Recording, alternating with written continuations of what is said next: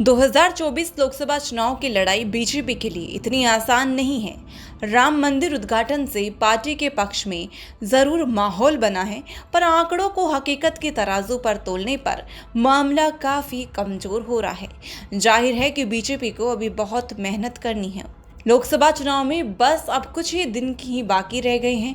BJP इस चुनाव में लगातार अब की बार 400 के पार का नारा लगा रही है, पर पीएम नरेंद्र मोदी ने सोमवार को संसद में बीजेपी के लिए 370 सीटों पर जीत का दावा करने के साथ टारगेट सेट कर दिया है।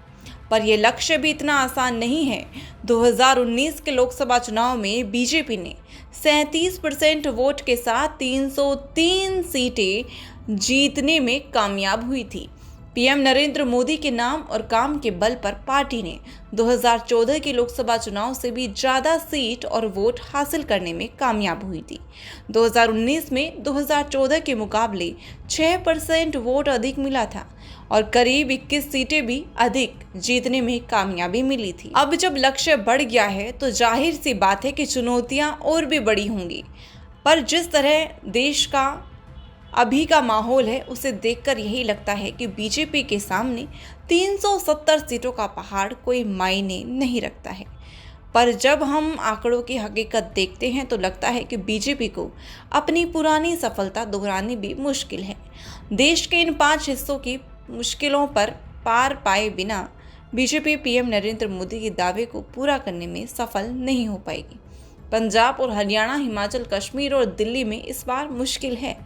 2014 के बाद से पूरे देश में बीजेपी की लोकप्रियता ने आसमान छुआ है, पर उत्तर भारत के पंजाब और दिल्ली में बीजेपी से जनता दूरी बनाती हुई है, जबकि पार्टी ने हर स्तर पर कोशिश की है कि इन राज्यों में बीजेपी को स्थापित किया जा सके।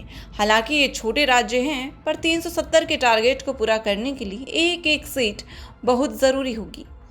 पंजाब में बीजेपी का आम आदमी पार्टी से मुकाबला है और अब पुराना साथी शिरोमणि अकाली दल भी साथ नहीं है, यानी कि इस बार 13 में से 2 सीट भी मिलना मुश्किल लग रहा है। Bureau report, the fact India.